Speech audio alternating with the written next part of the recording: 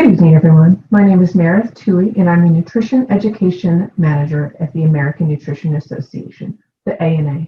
The ANA is very pleased to be hosting Amy Berger tonight to explore ketogenic therapies for neurodegenerative disorders. Amy Berger is a U.S. Air Force veteran and a certified nutrition specialist who specializes in helping people do keto without the crazy.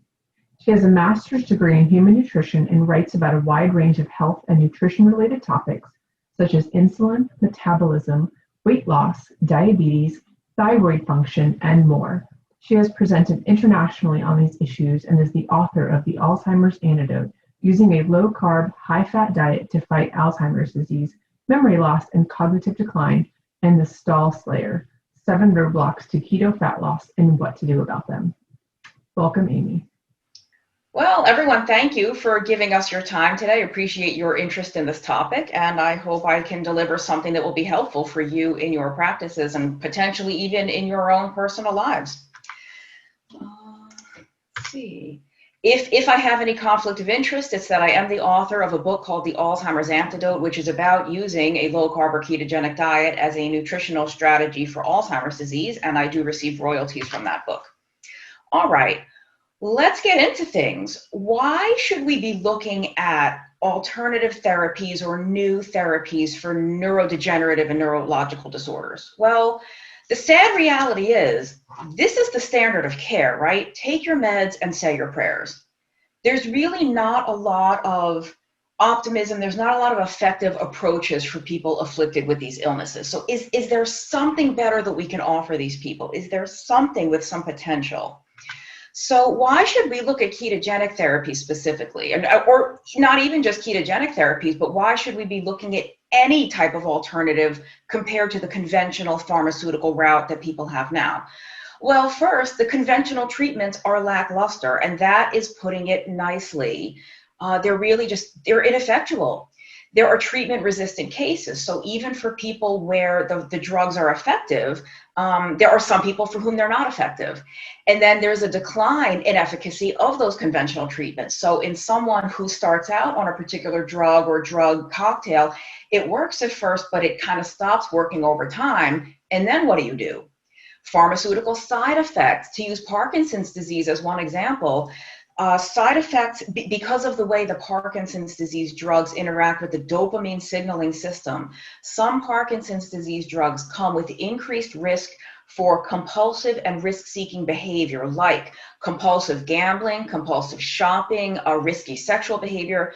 Is this the trade-off we are asking these people to make? Okay, your tremor got better, your Parkinson's got a little better, but you've just lost your life savings at the roulette wheel. Is that truly the best that we can offer these people and their families? So something that we're going to be talking about a ton throughout this talk is commonalities in cellular energetics. Remember that word, energetics, energy. We're going to come back to it over and over. We'll see that many of these seemingly diverse conditions have in common problems with cellular energy generation or usage. And if we look at ketogenic therapy specifically, we could address numerous factors with a single intervention. The ketogenic diet is one thing. It's a dietary regimen that has multiple different effects on all different kinds of systems. So you can address numerous different issues with the one intervention. Now, this is a therapy that is at least 40 years in the making, right? What a difference, or is it 30 years? What a difference these decades make. Back in 1984, you couldn't even study a ketogenic diet. Who in their right mind would give you funding for a diet that's high in fat and that's low in the whole grains and the beans and all this stuff? And you couldn't even buy coconut oil at the store in 1984, right? Who in their right mind would buy a jar of what is essentially 90% saturated fat? So we've come a really long way.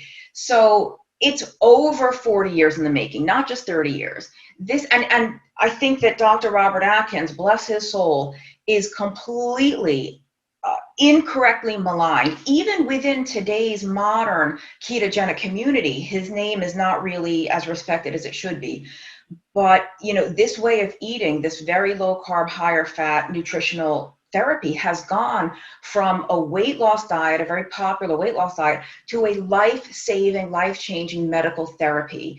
And this book by Dr. Susan Messino, they're actually in their second version. The second version is being written now because so much research has been done even since 2016. There's been such an explosion in this. And it is so widely accepted now, or at least widely acknowledged. The sea change is unreal. Even the American Diabetes Association, the most mainstream of mainstream organizations, put out their consensus report in 2019. Reducing overall carbohydrate intake has shown the most evidence for improving glycemia. Not just some evidence, the most evidence. You couldn't wish for a stronger statement coming out of something as conventional as the ADA. Now, the truth is it's not 30 years in the making, and it's not 40 years in the making. This is centuries in the making, right? They have known since ancient times that there was something about fasting that seemed to help people with seizures. There was something about just going without food that either completely got rid of seizures or made them less severe and less frequent.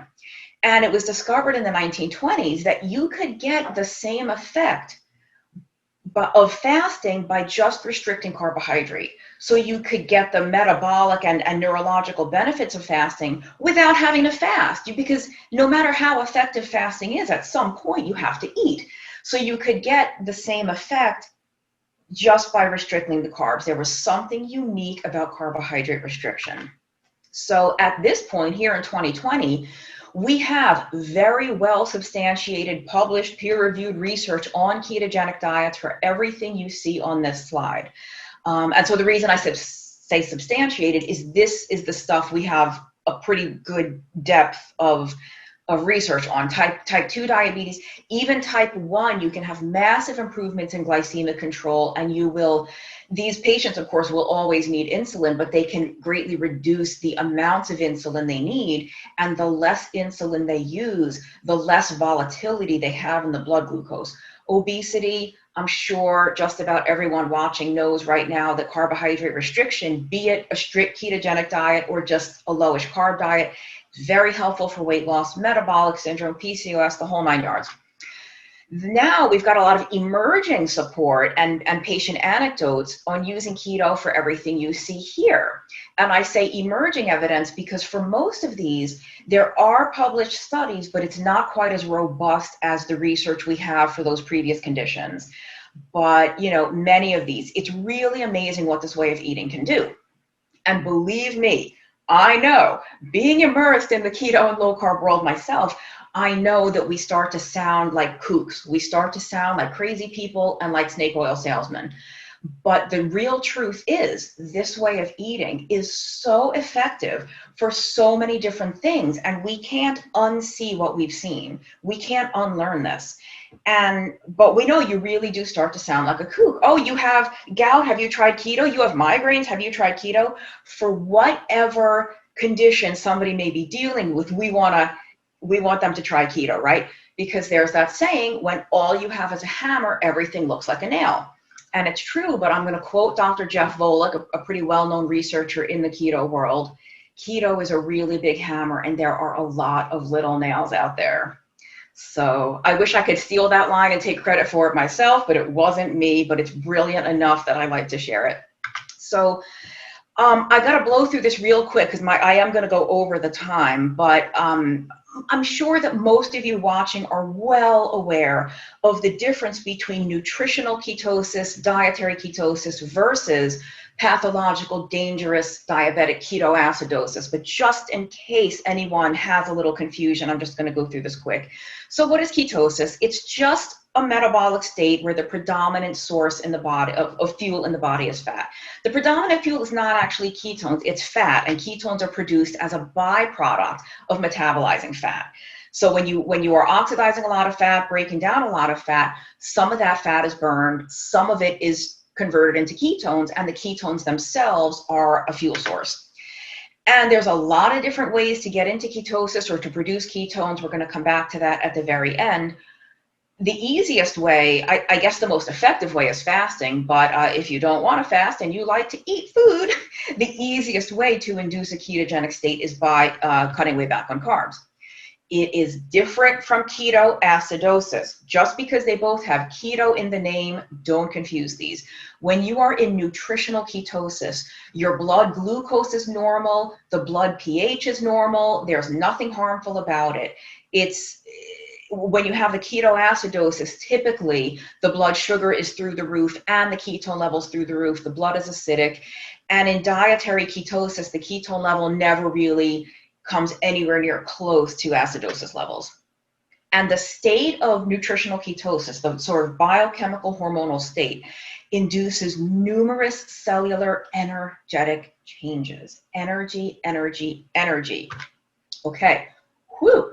With all of that in mind, let's look at some commonalities among seemingly diverse neurological and neurodegenerative conditions and see why there might be some rationale for some type of ketogenic intervention. First, we're going to start off by emphasizing, or to set the stage by saying that all of these issues have energy problems in common. Neurons are largely intolerant of inadequate energy supply. And the high energy demand of the brain predisposes it to a variety of diseases if energy supplies are disrupted. Neurodegenerative diseases are not classically thought to be caused by disturbed metabolism, but bioenergetic defects are emerging as important pathophysiological mechanisms in several disorders. Boy, was that a mouthful. So, we're going to lay the groundwork looking at some specific features of Alzheimer's disease, and then we'll see how these apply to other neurodegenerative conditions. And the main reason I'm starting with Alzheimer's is I mentioned my book earlier. This was my entree into this. This is how I started learning about all this. For reasons I won't bore you with, got into Alzheimer's first, and over the years, I've since learned how similar these things are to things like Parkinson's and MS and ALS.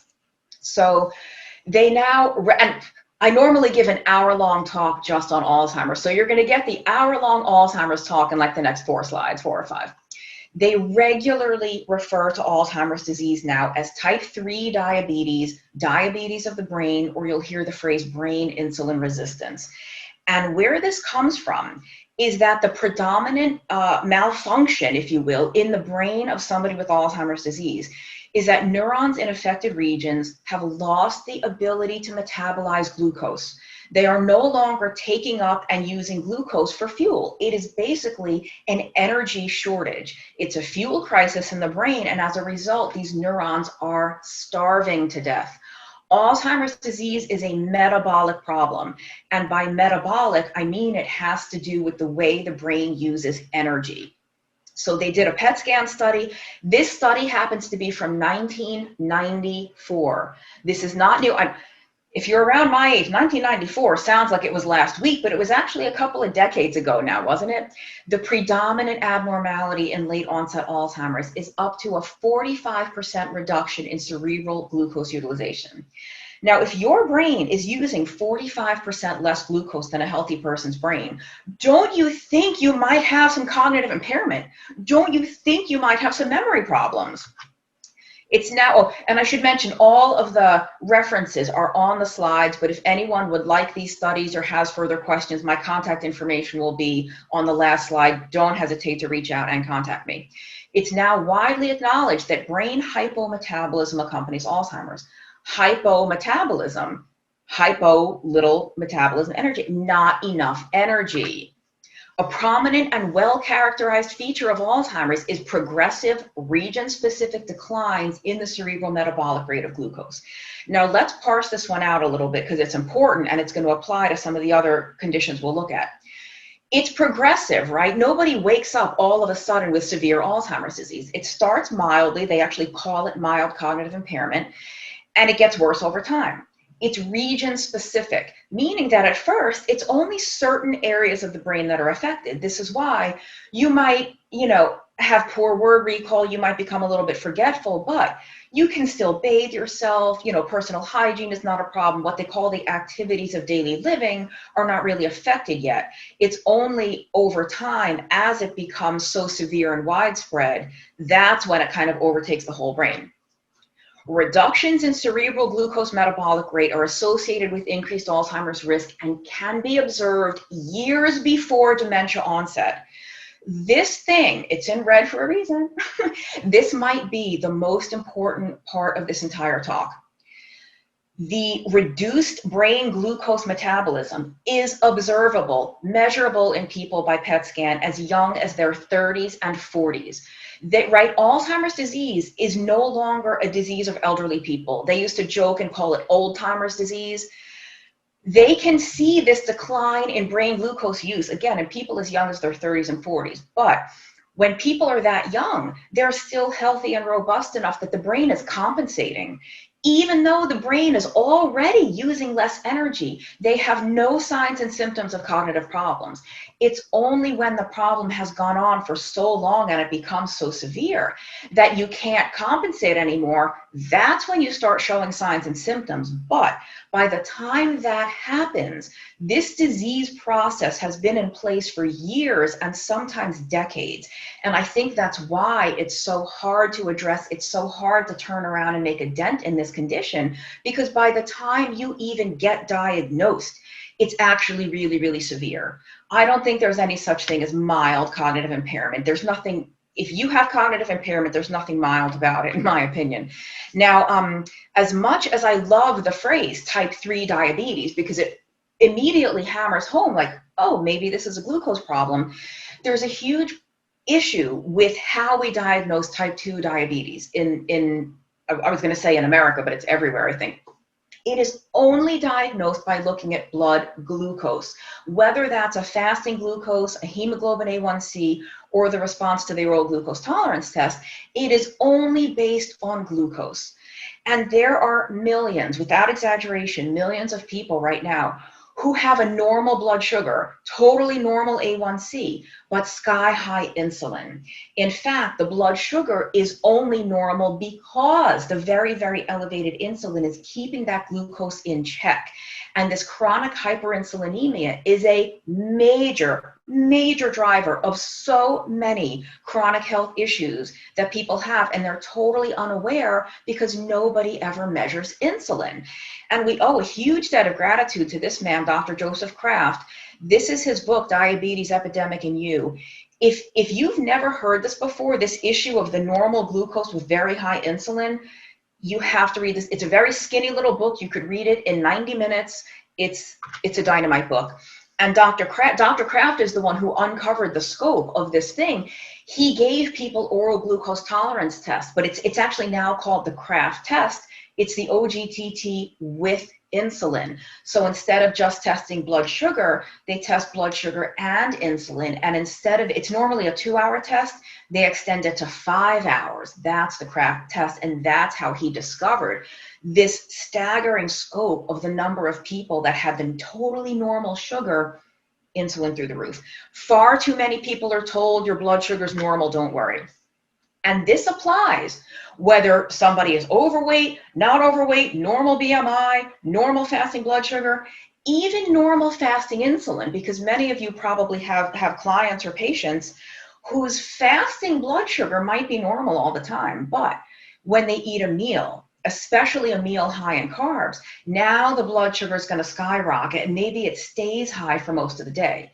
So the same thing can happen with insulin. The fasting level can be normal, but they eat a meal, especially a high carb meal, insulin jacks up. So none of these other issues exclude that somebody might have this problem.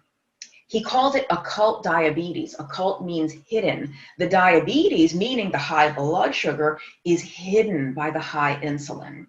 And I have to harp on this because many of you probably are familiar with this, but I hope it's probably new to some of you, and it's so critically important. I can't even emphasize it enough. So this chronic hyperinsulinemia is our canary in the coal mine.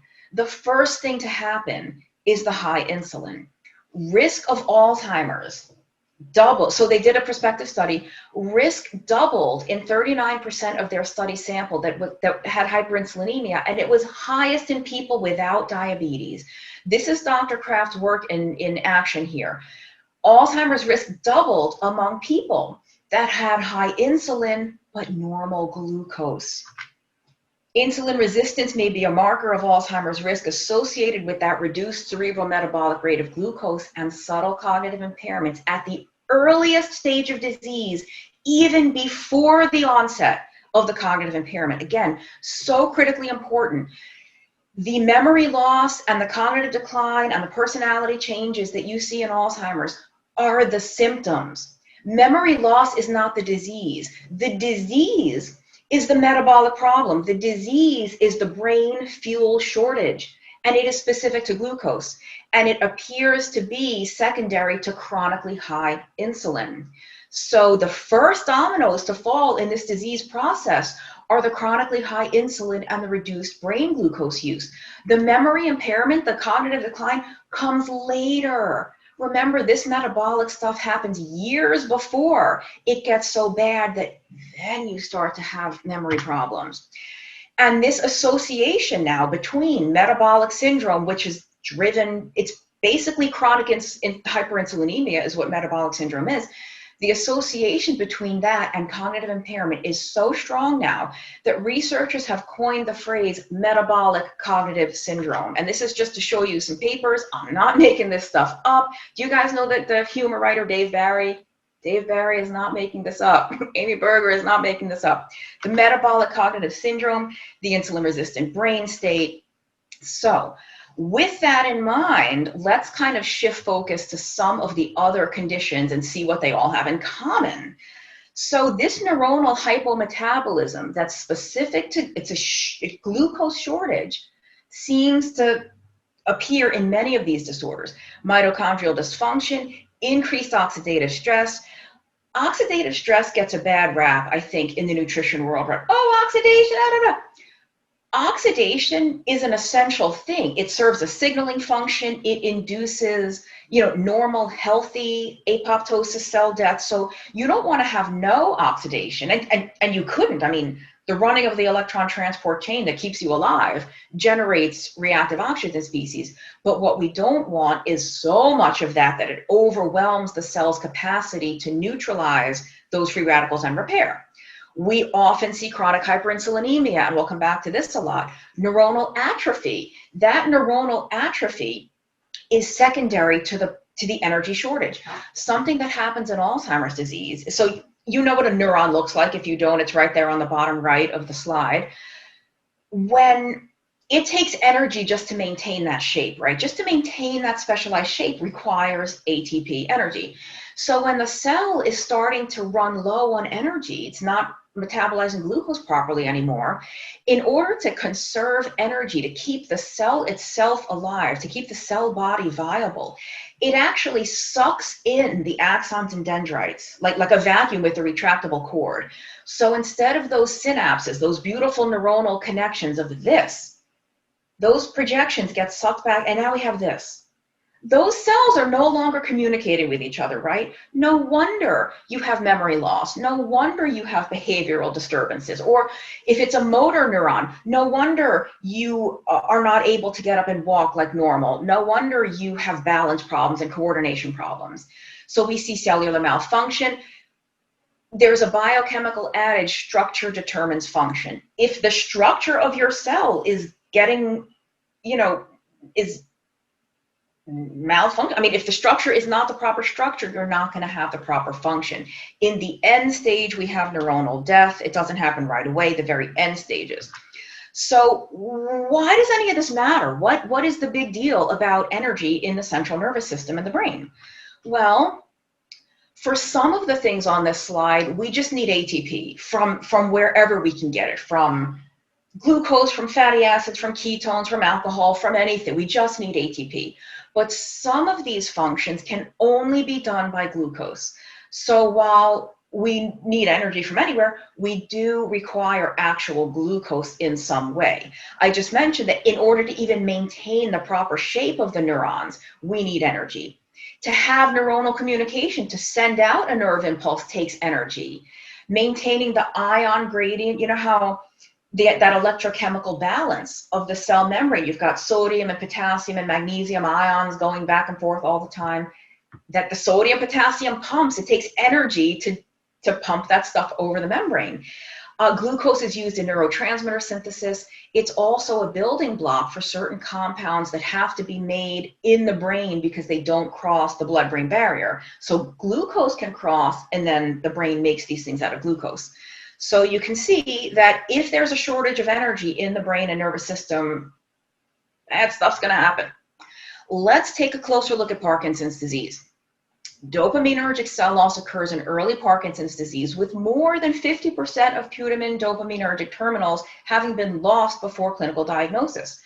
I mentioned this in regard to Alzheimer's disease. By the time you're even diagnosed, you may have lost up to 50% of your dopaminergic neurons. So you can have this disease progressing, this sort of storm is brewing, and you have no idea. Now, what else do we see in Parkinson's disease? A high prevalence of undiagnosed insulin resistance. I cannot tell you how extremely common this is. So this was a study, just 154 subjects, but this is from 2018. This kind of research is relatively new, so we have to start somewhere. These studies aren't going to have 50,000 participants. 58% of subjects had undiagnosed insulin resistance, and the kicker is the fasting glucose was normal. We have to get away from only looking at glucose. Now, of course, when we think of metabolic syndrome or diabetes, or we tend to kind of automatically have this knee-jerk stereotype of a heavy person, right? But this metabolic situation, chronically high insulin, with or without high glucose, can happen in any body weight on any size spectrum. But it's no surprise that of those subjects that were overweight, 61% had insulin resistance and didn't know it. Of the people with obesity, 83% of those had insulin resistance and didn't know it. Not really a surprise, but here's the thing. Even in the subjects who were at a normal weight, and I hate that phrase, but I just use what the literature uses, 41% of the people that were not overweight were insulin resistant. And the thing is, this was only based on the fasting insulin. Remember how I said in many people, that fasting level is normal, but if they eat a meal or drink a glass of orange juice, here's what happens to insulin. So how many more of these people would have been identified as insulin resistant if they had tested it after a meal or after a glucose load? Now, some of you may be aware that alterations in the sense of smell and taste can sometimes be an early warning sign of Parkinson's disease. And they're starting to say the same about Alzheimer's, but it's more well known for Parkinson's disease. They call it the peanut butter test. I don't really know why, except that peanut butter is really delicious and smells really good. And I guess if you have a big jar of it right up to your nose and doesn't smell like anything, you probably have a problem. So why would changes to the sense of olfaction have anything to do with Parkinson's disease? Well, look at this juicy tidbit I found. Insulin transport varies among the different brain regions. The olfactory bulb has the highest rate of transport. The olfactory bulb has the highest concentration of insulin, the highest concentration of insulin receptors. I know we think of insulin solely as a blood sugar hormone. Insulin does a whole lot in the brain. So if you have a problem with brain insulin signaling, you might have alterations to your sense of smell and taste. Now here is a real eye-opener. There is growing evidence that a process, it's long, but I'm going to read it. There's growing evidence that a process analogous to peripheral insulin resistance occurs in the brains of Parkinson's disease patients, even in those without diabetes. This raises the possibility that defective insulin signaling may contribute to the development of Parkinson's disease and suggests the insulin signaling pathway can be a novel target for disease modification. Given these growing links between Parkinson's and type 2 diabetes, it's not unsurprising that drugs used in the treatment of type 2 diabetes are among the most promising treatments currently being prioritized for repositioning as possible novel treatments for Parkinson's. Now, that's a long statement, but let's focus on the most important thing there. They are looking at type 2 diabetes drugs for Parkinson's disease. What do those two conditions have in common? Research funding is really hard to get, right? It's really hard to get money to do a study. Why would they even be looking at this if they didn't already know there was some amount of promise here? If they didn't already suspect how strong these links are between chronic hyperinsulinemia and glucose problems and neurodegeneration, why would they even be looking at this? Type 2 diabetes drugs for Parkinson's, that's all I can say. Let's look at multiple sclerosis. So multiple sclerosis is typically thought to be an autoimmune attack on the myelin sheath, right? So this is a beautiful, we've got a neuron here, we've got an axon. On the left, we have a myelin sheath. So the myelin is the stuff that surrounds the axon and helps neuronal communication happen faster. So on the left, it's intact, it's working, it's functional. On the right, we see an axon where the myelin is kind of degenerating. It's got holes, it's breaking down. That's MS. And it's typically believed that this is an autoimmune attack on the myelin, but there may be some other things going on. So what do we see in multiple sclerosis? Reduced brain glucose uptake. Here it is again. 40% of the brain. In MS patients, 40% of the brain has lower glucose uptake compared to healthy controls. The decrease, the brain glucose usage correlates with the level of fatigue. The less glucose the brain is taking up and using, the more the fatigue. So what else do we see in multiple sclerosis? Oh my gosh, hyperinsulinemia, most of it undiagnosed. They did an oral glucose tolerance test of newly diagnosed MS patients with healthy age-matched controls. And if the results showed they had similar glucose responses, but very different insulin responses. The MS patients had much, much higher insulin. Again, we are missing a huge factor in chronic cardiometabolic illness by ignoring insulin, or we're not ignoring it. If we're just not aware, then no one can blame us. So here we have another study looking at insulin resistance in MS patients tied to disease severity. Again, kind of a small study, but this is also from 2018. We got to get the ball rolling somewhere. 64 people. So 14 subjects right off the bat had elevated fasting insulin. Now, depending on the lab you use, some labs will say that a fasting insulin, anything under 20, and I may have the wrong units there. It should be micro international units per liter or something. So whatever, it's, the typical lab units for insulin. A lot of labs will say that anything under 20 is normal. Some will say anything under 25. Those of us in the low carb and keto sphere like to see fasting insulin under 10. We like to see it in the single digits. Under 5 may be optimal, but certainly under 10 we want to see. And just like a fasting glucose, there are circumstances where the fasting insulin might be elevated, and it's not always automatically a cause for concern. It depends on the context, but as a general rule, we want it lower. But right off the bat, 14 out of 64 were already in the double digits. 33 of them had insulin resistance, so already more than half had insulin resistance based on the Quanto score. The Quanto score, again, is based on fasting insulin. How many more of these people would have been shown to be hyperinsulinemic after a meal or after an oral glucose challenge? So I mentioned that, well, let's start first. Mice with EAE, it's a mouthful, experimental autoimmune encephalomyelitis, try saying that 5 times fast. That's the animal-induced, the experimental MS model. In these mice, up to 15 to 30% of spinal cord axons can be lost before they have permanent injury, a permanent impairment. So again, you can lose a very substantial proportion of neurons and of nervous system function before you either know there's a problem or before the problem is irreversible. And I mentioned that there's a different school of thought that doesn't really agree with the autoimmune perspective on MS, and it looks much more at a metabolic energy issue. So the level of disability in MS correlates more strongly with axon destruction and neuronal loss than with demyelination. So we'll kind of break this down a little more. Axons likely degenerate following demyelination only when they don't have enough energy. So even if that myelin is degrading and breaking down, as long as that neuron can still metabolize energy and produce ATP, the neuron is probably still going to function well, or well enough that you're not impaired. And so, I don't want to waste time talking about all of this.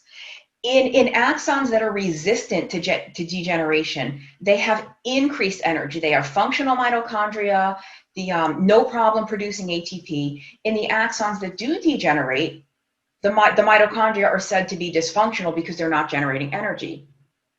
I don't think they're actually malfunctioning. We'll get to that in a little bit, but stick a pin in that.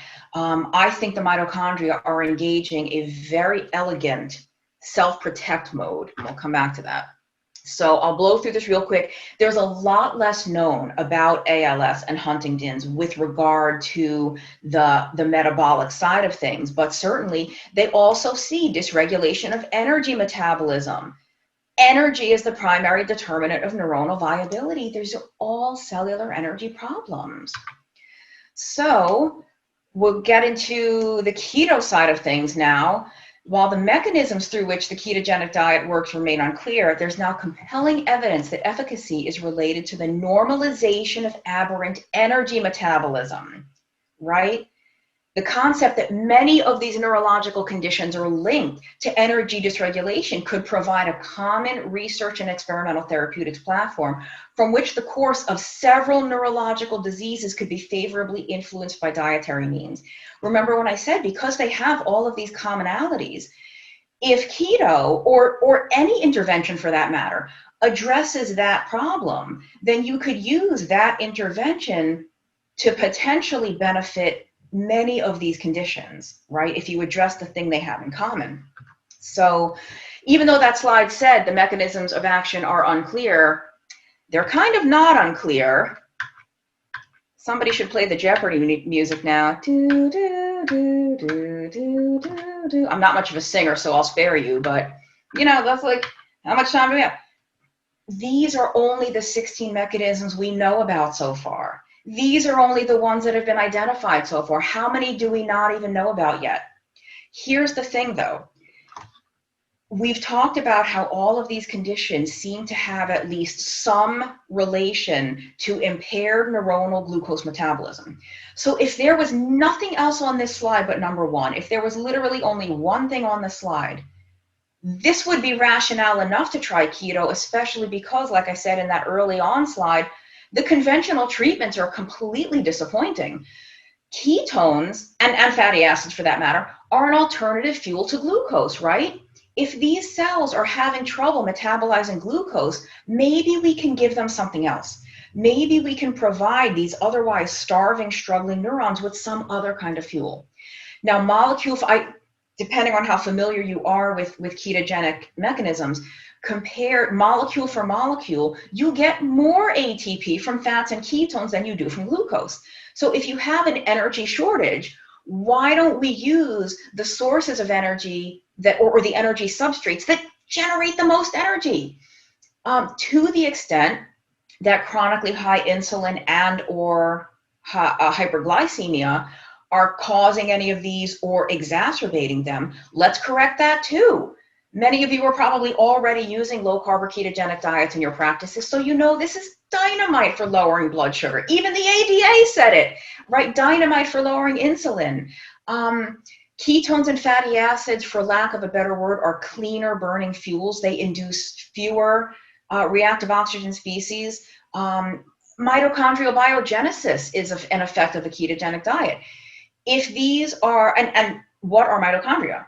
The little energy factories, right? This is the site of energy generation, except for the tiny amount that's made in glycolysis.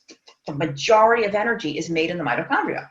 If we have an energy problem, wouldn't it be great if we could build more energy factories?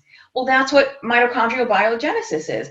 And if you look at beta-hydroxybutyrate or acetoacetate, these specific ketone molecules, they might have individual signaling effects of themselves that we're not even aware of. All kinds of other stuff here. If you look at number 11, I talked about the electrochemical gradient of the cell membrane. Keto seems to do something very beneficial for normalizing that. This is part of why keto is so effective for so many people for epilepsy. It's why many people with migraines find that keto helps a lot, because migraine may also come from the same. All kinds of stuff. So it's becoming widely accepted that, sorry, I have my video on the way. It's becoming widely accepted that the mechanistic underpinnings of the ketogenic diet are likely multiple, parallel, and possibly synergistic. So with that in mind, can the ketogenic diet be packaged into a pill?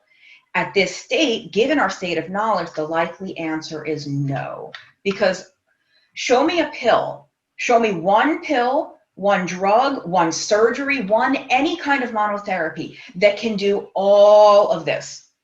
The ketogenic diet can do all of this. The ketogenic diet can do all of that. So, okay, the rubber hits the road. Amy, I'm with you. This is fascinating. This is like, but I bet it works really great in mice and rats and cultured yeast cells and petri dishes. Does it work in humans? Talk to me about human beings living with these conditions. Let's take a look. This is from a study by Stephen Cunnane and his colleagues out of Sherbrooke University in, I think it's in Montreal. They do some really, really mind-blowing, fascinating work with ketones and ketogenic therapies for mild cognitive impairment and Alzheimer's. So on the top left, we've got control. Those are healthy people with no cognitive impairment. The middle is mild cognitive impairment, MCI, and the bottom we see Alzheimer's disease. The more red-orange you see, the more of that fuel the brain is taking up and using. So top left, we have glucose in a healthy person's brain. Of course, there's plenty of red-orange. A healthy brain has no problem taking up and using glucose. MCI, and there's maybe a little bit less, but there's still some. Alzheimer's disease, there's almost no red-orange whatsoever, right? Glucose is knocking, nobody's home. Now look at the bottom right. Acetoacetate, which is a ketone body. Some of you might be used to thinking of beta-hydroxybutyrate as the one that goes to the brain because it's the ketone that you measure if you have a blood meter, but the brain absolutely takes up and uses acetoacetate. So let's look at that bottom right Alzheimer's brain. Look at all that red orange. That brain is lighting up like a Christmas tree with those ketones. One of the most promising things that Dr. Cunnane and his colleagues have shown over and over again is that even though the Alzheimer's brain is not taking up and metabolizing glucose properly, it does take up and metabolize ketones. Not only is the brain energy deficit specific to glucose, but at least partially correcting that deficit with ketones results in cognitive improvements. Most people, when they have some type of ketogenic intervention, be it a ketogenic diet, exogenous ketones, or even MCT oil, we'll talk about that in a minute, most people have improved cognition. It's not by any means universal. It's not a slam dunk. It is by no means a magical cure for Alzheimer's. What it does is, like this quote says, it at least closes that energy gap a little bit. If these conditions are problems because there's not enough energy, can we at least provide some? And it seems that we can. Now, the research, again, really, really new. Most of the research in this area has been done with exogenous ketones or MCT oil because they don't want to have confounding factors of all kinds of things, but I want to look at some that are specifically about the diet. So this was a 68-year-old male. It's just a case study. Heterozygous for ApoE4, which is the strongest known genetic risk factor for Alzheimer's. It by no means causes Alzheimer's disease because you can be homozygous for E4 and never develop Alzheimer's, and about 50% of people that have Alzheimer's do not carry E4, not even one copy, let alone two. So anyway, this guy has ApoE4. He has mild Alzheimer's disease. His MoCA score, the Montreal Cognitive Assessment, it's an assessment, diagnostic for this condition. He's got mild Alzheimer's. He has type 2 diabetes. He's used insulin for 15 years. Let's put this guy on a ketogenic diet for 10 weeks. Let's do a time-restricted eating or intermittent fasting, whatever you prefer to call it, and let's make him exercise a little bit. He goes from mild Alzheimer's to normal on the MoCA score. His A1C comes down to, high-ish for my taste, but no longer within the type 2 diabetic diagnostic realm. His HOMA-IR comes down massively. The triglyceride to HDL ratio, which most of us sort of know that that's probably more indicative of cardiovascular status than your total cholesterol or your LDL. You can practically set your watch on a ketogenic diet. The triglycerides sink massively. The HDL tends to come up a little bit. Fasting insulin is down 85%. His fasting insulin was 97. You would never know that if you just look at the fasting glucose. So everything gets better. Now let's look at a younger guy. We've got a 38-year-old guy. He is an E4 carrier. He has metabolic syndrome, and he has self-reported memory problems, and he has a family history of Alzheimer's. He's already running a couple times a week. Let's put him on a ketogenic diet. Let's bump up the intensity of the exercise, and let's make him lift weights. He goes from a MoCA score of mild cognitive impairment to normal. The highest score, the perfect score on the MoCA is 30. So he gets a 30 out of 30. Cognition completely restored. They did verify that he was actually in ketosis by blood meter. And I like to mention that just because so many studies will have a food log, or they told you what to eat, but we don't know for sure what these people actually ate. This person at least had verified blood ketones.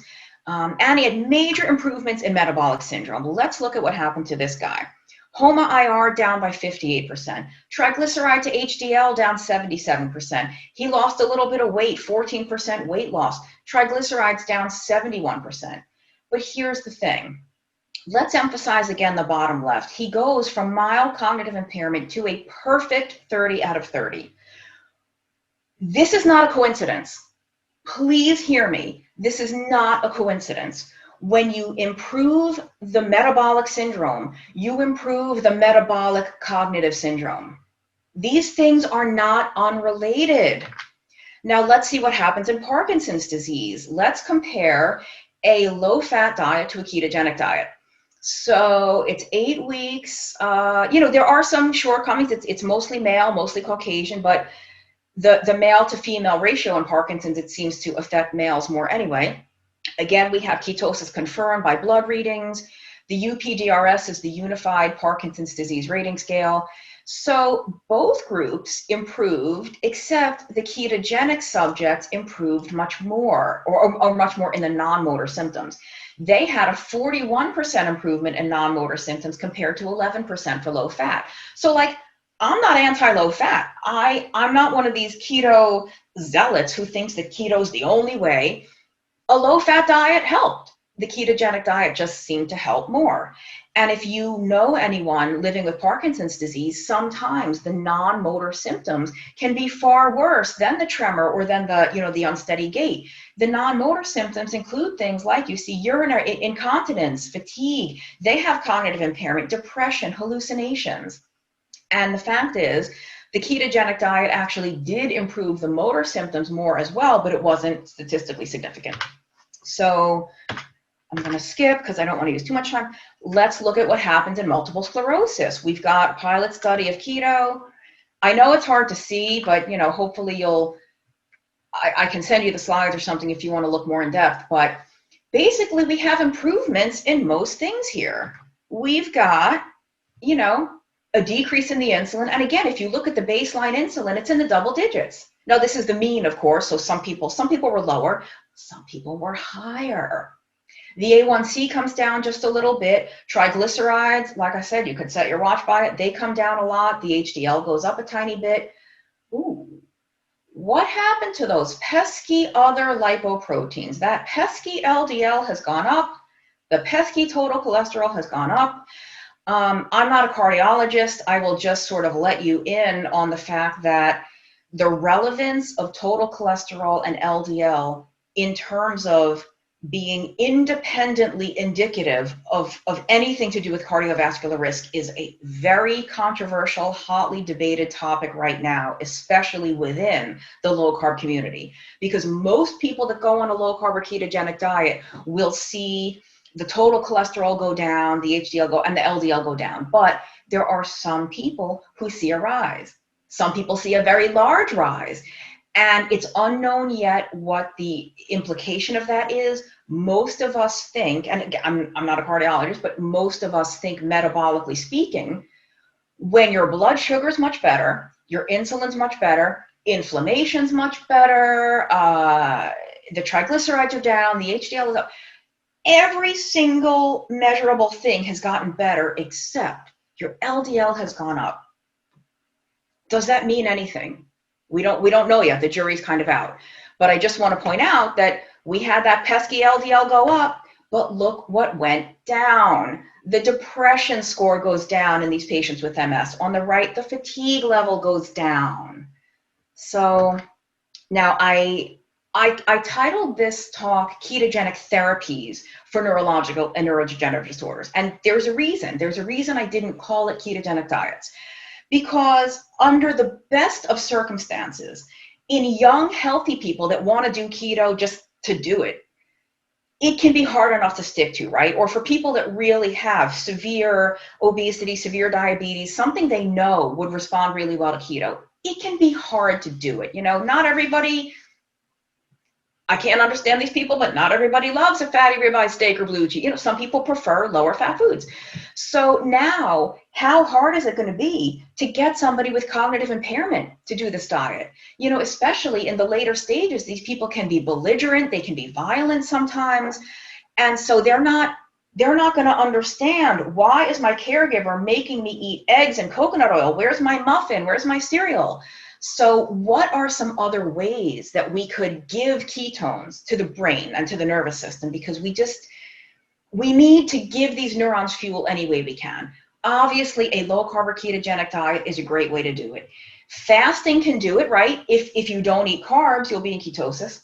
If you don't eat anything, you'll be in ketosis. But a lot of older people are already malnourished, frail, underweight. I definitely don't recommend fasting for those people. So it's, you know, that's just one option.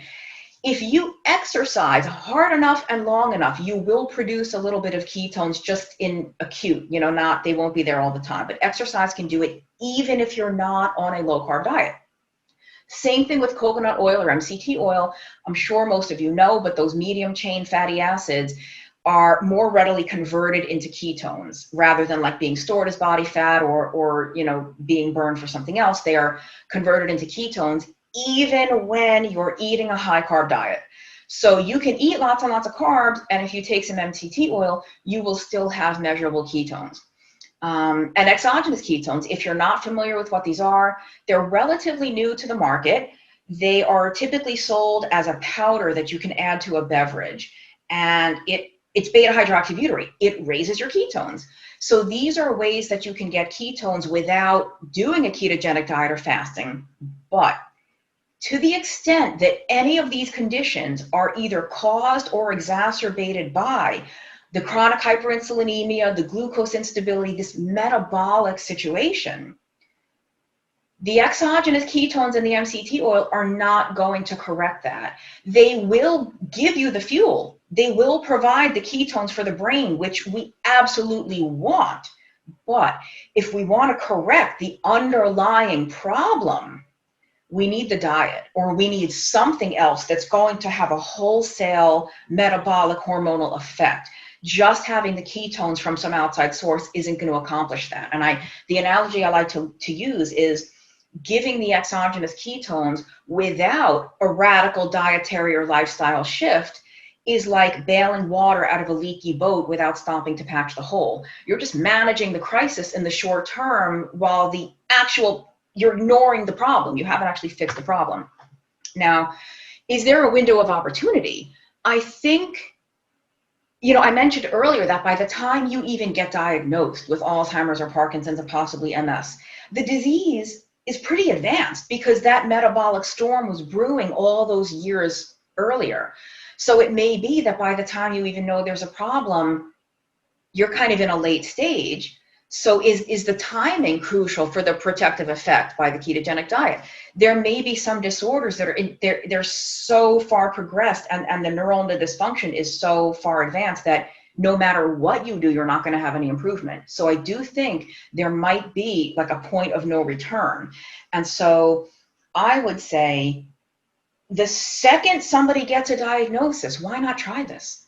It's just a diet, right? If you try it, if it doesn't work, go back to your bagels and ice cream. Like no sweat off your back, you know? The worst that can happen is you're going to go a couple of months without some of your favorite foods. And I do want to emphasize that if any of you use keto or low carb in your practices for things like diabetes and metabolic syndrome, a lot of those markers can get better within days, right? If you are familiar with Dr. Eric Westman's work out of Duke University, he's published papers in which he says that his type 2 patients on insulin, when he gives them the keto diet, sometimes he has to discontinue their insulin on the first day, because that's how quickly the blood sugar starts coming down when you stop eating foods that raise the blood sugar. It is not the same with neurological and neurodegenerative things. I just think the brain, for whatever reason, does not restore and regenerate anywhere near as quickly as the rest of the body. So I think you have to be patient. This isn't something you would see a dynamite change in within days or weeks. You could, under the best case circumstance, you would, but I wouldn't count on that. I would definitely be in this for the long haul before you decide, is this working or is it not working? So with all that I've said, and thank you for staying with me, at this point, in my opinion, considering the total disappointment of the conventional pharmaceutical route for these conditions, the question isn't why would you try any kind of ketogenic intervention? The question is, why would you not try a ketogenic intervention? And the existing tools are not getting the job done. They are failing. Some of the phase 3 clinical trials for some of the Alzheimer's drugs had to be stopped because the people on the placebo were doing so much better than the people on the drug. Existing tools are failing us. I think it's time for that big keto hammer, like Dr. Volek talked about. So thank you so much. I'm sorry if I went super long, but there's my contact information. Do not hesitate to reach out if you want a copy of these slides, or, you know, all the references are right in there if you want to look at those. But that's, I think that's it for me. Thank you. And thank you so much to the American Nutrition Association. What an honor and a thrill it is to even give this talk. So thank you for inviting me. Thank you, Amy. Unfortunately, our time is up. This has been an enlightening evening. Good night and best of health to you all.